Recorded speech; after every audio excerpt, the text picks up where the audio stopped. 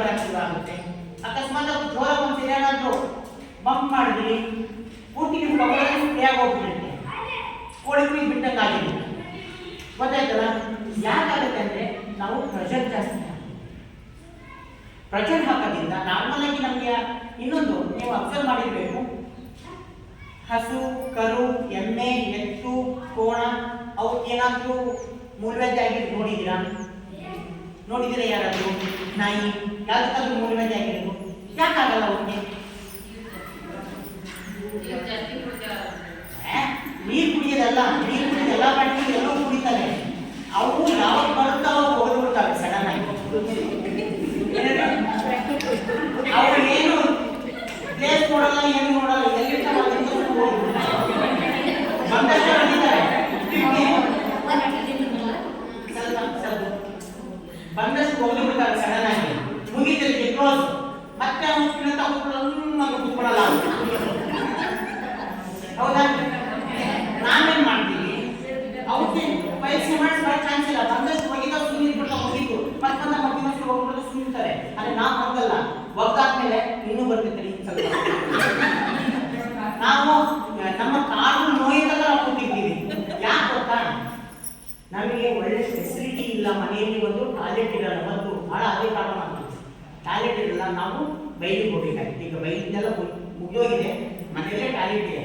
ಆದ್ರೂ ಅಲ್ಲಿ ಹೋಗಾದ್ರೂ ಅಷ್ಟೇ ನಾವೇನ್ ಮಾಡಿ ವಿಚಾರ ಮಾಡ್ತೀವಿ ಅಂದ್ರೆ ಇವತ್ತು ಮಹಿಳಾ ಸಂಘದ ಇದಕ್ಕೆ ಬರಬೇಕು ಬಂತು, ಯಾಕಂದ್ರೆ ಎಷ್ಟು ಕೊಡ್ತಾರೆ ಏನು, ಯಾಕೆ ಬಂದ್ರೆ ಏನ್ ಮಾಡೋದು ಅಂತ ಬೆಳಗ್ಗೆ ಕೂತ್ಕೊಂಡ್ಬಿಡ್ತೀವಿ. ಅಲ್ಲಿ ಬಂದಾಗ ಬರಬಾರ್ದು, ಅಲ್ಲಿಂದ ಏಟಾದ್ರೆ ಬರಬಾರ್ದು ಅಂತ ಎಂಜಾಯ್ ಮಾಡ್ತೀನಿ. ಯಾವಾಗ ನಿಮ್ಮ ಮೈಂಡಲ್ಲಿ ಥಾಟ್ಸ್ ಬಂದ್ಬಿಡುತ್ತೆ, ಅಲ್ಲಿ ಹೋಗಿ ಕೂತ್ಕೊಂಡಾಗೋದು ಬರೋದಿಲ್ಲ. ನೀವು ಎಷ್ಟೇ ಪ್ರಯತ್ನ ಮಾಡಿ ಮಾಡಿದ್ರು ಬರಲ್ಲ. ಕರೆಕ್ಟಾಗಿ ಬಂದು ಕೂತಿದ್ದಾಗ ಇನ್ನೇನು ಅಡ್ಡ ಮುಗಿದಿರುತ್ತೆ, ಶುರು ಆಗ್ಬಿಟ್ಟಿರುತ್ತೆ. ಮೈಂಡಲ್ಲೇ ಫಿಕ್ಸ್ ಮಾಡ್ಕೊಂಡಿದ್ವಿ, ಬಂದ್ರೆ ಮಾಡೋದು ಅದು ಕರೆಕ್ಟಾಗಿ ಬಂದ ಕೂತಿದ್ದಾಗ ಅರ್ಧ ಮುಗಿದು ಶುರು ಆಗೋಯ್ತು. ಇಲ್ಲಿಂದ ಹೆಂಗೆ ಓಡ್ತೀವಿ ಅಂದ್ರೆ ಒಂದು ಬಿಡಕ್ಕಾಗಲ್ಲ, ಅದೊಂದು ಬಿಟ್ಟು ಮನೆ ಸೇರೋದಂತ ಆಗಲ್ಲ. ಹೌದಾ? ಅಕಸ್ಮಾತ್ ಆಗಿ ಸೆಂಟ್ರಲ್ಲಿ ಬಹಳ ಬೇಕಾದ್ರು ನಿಂತ್ಕೊಂಡ್ಬಿಟ್ರು ಅಂದ್ರೆ ಅವ್ರಿಗೆ ಹೆಂಗ್ ಬೈಕೊಡ್ತೀನಿ, ಇದೇ ಟೈಮ್ ಬರ್ಬೇಕಿತ್ತ ನನಗಾಗಿದೆ. ಅವ್ರು ಬ್ರೇಕಿನ ಮಾತ್ರ ಹಿಂಗೆ ಮತ್ತೆ ಎಲ್ಲಿ ಬಂದಿದೆ, ಚೆನ್ನಾಗಿದೆಯಾ, ಭಾಳ ಮಾತನಾಡಿ ಮಾಡಿಬಿಟ್ರೆ ಇಲ್ಲಿ ಶುರು ಆಗುತ್ತೆ. ಈ ನಾವು ಕಡತ ಏನ್ ಮಾಡ್ತೀವಲ್ಲ, ಕರ್ಕೊಳ್ತೀವಲ್ಲ, ಆ ಕರ್ಕೊಳ್ಳೋದು ಸಹ ಬಹಳ ಬೇಕು. ಏನಾಗುತ್ತೆ ಅಂದ್ರೆ ಈಗ ಮತ್ತೆ ಇಲ್ಲಿ ಅಬ್ಸಾರ್ಪ್ಷನ್ ಅನ್ನೋದು ಶುರು ಆಗುತ್ತೆ. ಮತ್ತೆ ಅಲ್ಲಿರೋ ನೀರಿನ ಅಂಶ ಎಷ್ಟೊತ್ತಿಗೆ ಹಿಡ್ಕೊಳ್ತೀವಲ್ಲ ಅಷ್ಟು ಎಲ್ಲಿಂದ ನಮ್ಮ ದೇಹ ಎಳ್ಕೊಳ್ತಾ ಇರುತ್ತೆ ನೀರಿನ ಅಂಶ. ನಿಮ್ಮ ಟಾಯ್ಲೆಟ್ ಕಲ್ಲದಂಗಾಗಿರುತ್ತೆ, ಗಟ್ಟಿ ಕಲ್ಲದಂಗಾಗಿರುತ್ತೆ. ಆ ಟೈಮಲ್ಲಿ ನೀವು ಹೋಗ್ಬೇಕಾದ್ರೂ ಅದು ಹರ್ಕೊಂಡು ಬಂದಿರುತ್ತಲ್ವ, ಚುಚ್ಚಂಗೆ ಆಗ್ತಿರುತ್ತೆ. ನೀವು ಕೂತ್ಕೊಂಡಾಗ ನಿಮಗೆ ಹೋಗಿರುತ್ತೆ, ಆದ್ರೂ ನಿಮ್ಗೆ ಅದು ಚುಚ್ಚಿರುತ್ತಲ್ಲ, ನಿಮ್ಗೆ ಅನ್ಸುತ್ತೆ ಇನ್ನೂ ಸ್ವಲ್ಪ ಬರುತ್ತೇನೋ ಅಂತ ನೀವು ವೆಯ್ಟ್ ಮಾಡ್ತೀವಿ, ಬರಲ್ಲ. ಆದ್ರೆ ನಿಮ್ಗೆ ಹೇಳಕ್ ಕೊಡಲ್ಲ, ಅದೊಂಥರ ಮಜಾ. ಕೊಡೋದು ಇಲ್ಲ, ಹೇಳಂಗಿಲ್ಲ. ಹೌದಲ್ಲ? ಈ ಥರ ಮಾಡೋದ್ರಿಂದ ನಮಗೆ ಪೈಲ್ಸ್ 100% ಕಟ್ಟಿಟ್ಟು. ಅದಕ್ಕೆ ನಾನೇನು ಹೇಳ್ತೇನೆ, ಯಾವಾಗ ಬರುತ್ತೋ ಏನು ನೋಡಕ್ ಹೋಗಬೇಡಿ. ಇಲ್ಲಿ ಕೂತಿದ್ದೀರಾ, ಬಂದ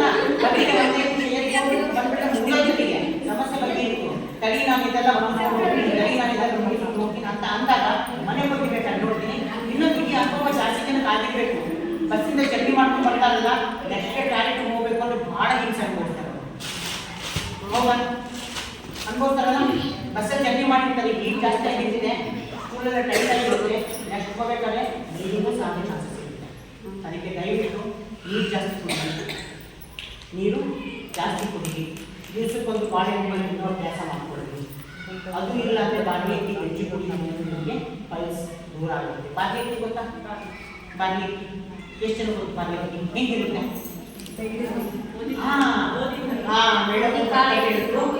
ಹೇಳಿದ್ರು ಸಾಬು ಅಕ್ಕಿ, ಸಾಬುದಾನಿ ಅಂತ ಹೇಳ್ತೀವಿ, ಬೆಳ್ಳಿಗಿರೋದು ಗೋಧಿ ಕಾಳಿನಿಂದ ಇರ್ತವೆ. ಪಾಲಿಶ್ ಬಾರ್ಲಿ ಅಕ್ಕಿನೇ ಗೋಧಿ ಅಲ್ಲ, ಬಾರ್ಲಿ ಅಕ್ಕಿ. ಈ ಬಾರ್ಲಿ ಅಕ್ಕಿಯ ಒಂದು ಮಹತ್ವ ಹೇಳಿದ್ರೆ ನೀವು ಎದೆಗೂ ಬಾರ್ಲಿ ಅಕ್ಕಿ ಬಿಡಲ್ಲ. ಉರಿಮೂತ್ರ ಬಂದವರಿಗೆ, ಉರಿಮೂತ್ರ ಗೊತ್ತಾ? ಬಡ್ಡಿ ಮಿಕ್ಚುರೇಷನ್ಸ್ ಅಂತ ಹೇಳ್ತೀವಿ. ಈ ಸಮಸ್ಯೆ ಬಂದವರಿಗೆ ಬಾರ್ಲಿ ಅತಿ ಅವಶ್ಯಕವಾಗಿ ತಗೋಬೇಕು. ಉತ್ತಮವಾದ ಮನೆ ಮದ್ದು. ಅದನ್ನ ಬೇಯಿಸಿ ಕುಡಿಯೋದ್ರಿಂದ ನಮಗೆ ಉರಿ ಮೂತ್ರ ಬರಲ್ಲ. ಇದು ಬೇಯಿಸಿ ಹೆಂಗೆ ಅಂದರೆ, ಈಗ ನಾವು ಉರಿ ಮೂತ್ರ ಬಂತು ಅಂದರೆ ಮಿನಿಮಮ್ ನಾವು ಒಂದು ದಿವಸಕ್ಕೆ 10 ಎಣ್ಣೆ ಕುಡಿಬೇಕು. 10 ಎಣ್ಣೆ ಕುಡಿದ್ರೆ ಉರಿ ಮೂತ್ರ ಕಂಪ್ಲೀಟ್ ನಿಂತೋಗೋದು. ಒಂದು ಎಣ್ಣೆ ರೇಟ್ ಎಷ್ಟಿದೆ ಈಗ? 40, 50 ಸಿಟಿ ಜಾಸ್ತಿ ಅಂದರೆ 60 ಆಗುತ್ತೆ. ಒಂದು ಎಣ್ಣೆಗೆ 60 ರೂಪಾಯಿ ಅಂದರೆ 10 ಎಣ್ಣೆ ಕುಡಿಬೇಕು ಅಂದರೆ 600 ರೂಪಾಯಿ. 600 ರೂಪಾಯಿ ಕೊಟ್ಟು ನೀವು ಎಣ್ಣೆ ಕುಡಿತೀರಾ? ಸಾಧ್ಯವೇ ಇಲ್ಲ. ಆದರೆ ಕುಡಿಲೇಬೇಕು, ಉರಿ ಮೂತ್ರ ನಿಲ್ಲಬೇಕು ಅಂದರೆ. ಆದರೆ ನಾನು ಹೇಳ್ತೀನಿ, ನೀವು ಅದು 600 ಅಲ್ಲ, 1800 ರೂಪಾಯಿ ಅಷ್ಟು ನೀವು ಎಣ್ಣೆ ಕುಡಿತೀರಾ. ನಾನು ಹೇಳಿದ್ರೆ ಮಾತ್ರ ಕುಡಿತೀರಾ? ನಾನು ಹೇಳಿ ಕುಡಿಲೇಬೇಕು. ನೀವು ಡಾಕ್ಟರ್ ಹೇಳಿದಾಗ ಕುಡಿಲೇಬೇಕು. ಹಾಸ್ಪಿಟಲ್ಗೆ ಹೋಗಿರ್ತೀರಿ, ಈ ಮೆಡಿಸಿನ್ ತಗೊಳ್ಳೇಬೇಕು ಅಂತ ಹೇಳಿದ್ರೆ ತಗೊಳ್ಳೇಬೇಕು. ಅದು ನೀವು ಬಿಡಂಗಿಲ್ಲ. ಬಿಟ್ಟಿದ್ರೆ ನಾನು ನೀವು ಕಮ್ಮಿ ಆಗೋದು ಅಂತ ನೀವು ತಗೊಳ್ತೀರಿ.